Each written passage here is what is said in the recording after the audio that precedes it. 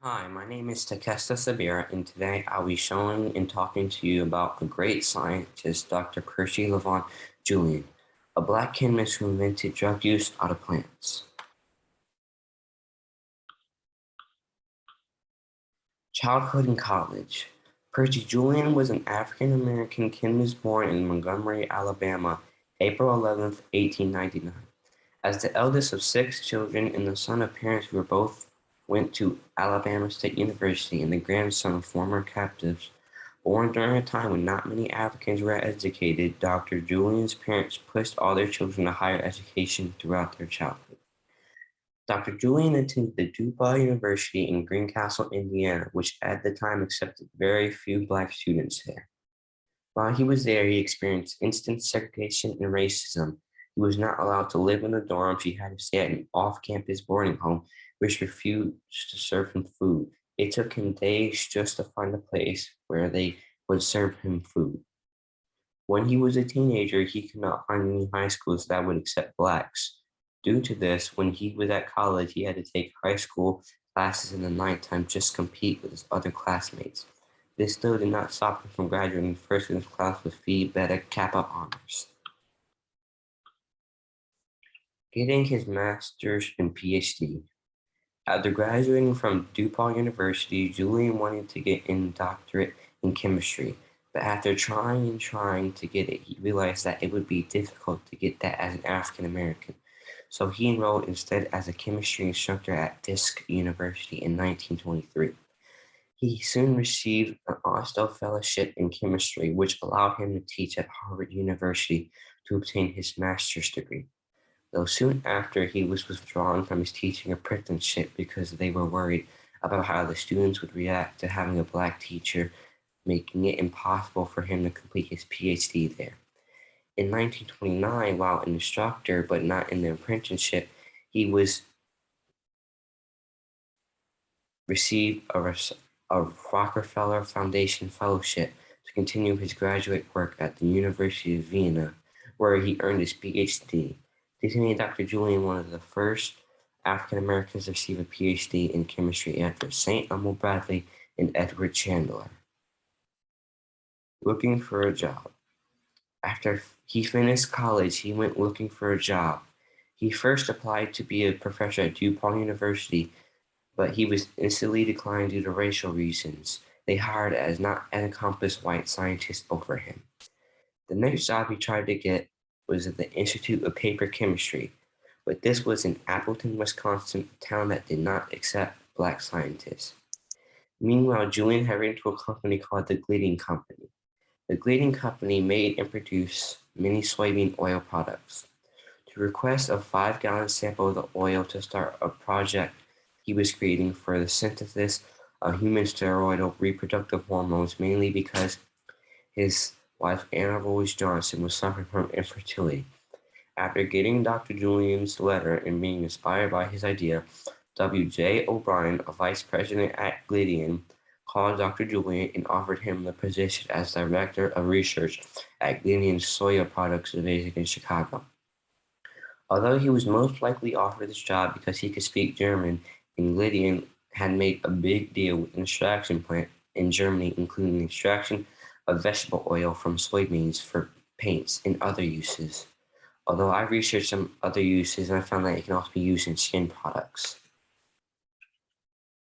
Julian's new job. Now working at Glidden, Dr. Julian led and assembled of the plant, then designed, supervised, and made the world's first plant for the production of industrial-grade isolated soy protein from oil-free soybean meal. Isolated soy protein could replace the more expensive milk industrial applications, such as the manufacture of water-based plants. In 1939, during the start of World War II, Julian created refined soy protein that became the base of his not as well known invention, aerofoam, a foam fire extinguishers used by the Navy and local firefighters to treat gasoline and oil fires.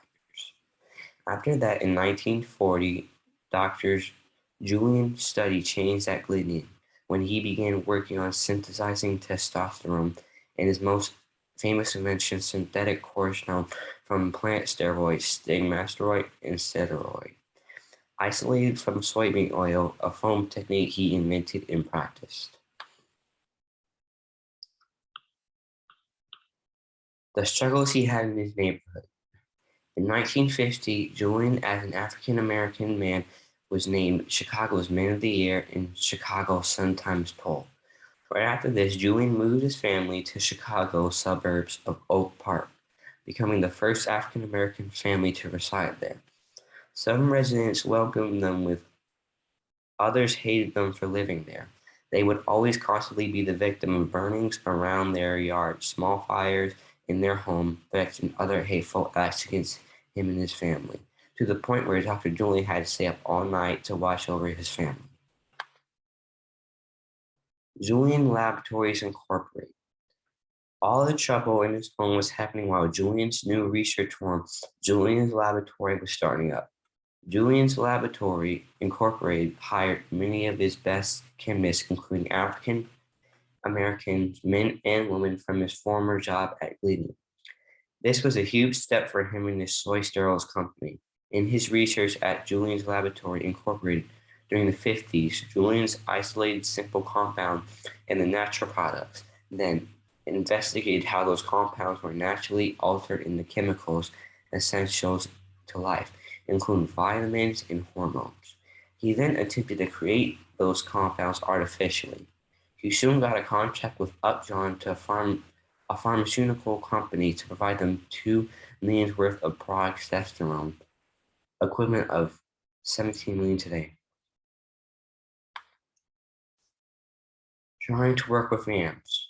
To compete against Sendec, another big company making steroids with Mexican yam paste as his starting material, Julian used his own money and borrowed from his friends to build a processing plant in Mexico, but he could not get the permit from the government to harvest the yams. Abraham Zotnik, a former Jewish University of Vienna classmate and friend, led a search to find a new yam source in Guatemala for Julian's company. In Guatemala, he soon was able to open in Mexico after.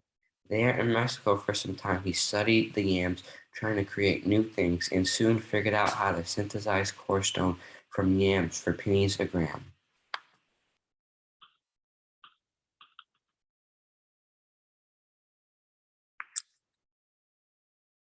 Selling Julian Laboratories Incorporated, creating the Julian Samora Research Institute, and joining the Spirits. A couple years later, Julian's Laboratories chemists discovered a way to quadruple the amount on a product in which they were barely breaking even on. Julian reduced the price per kg from the product for 4,400. He eventually sold the company in 1961 for 2.3 million, equivalent to 20 million today, becoming one of the first black millionaires ever.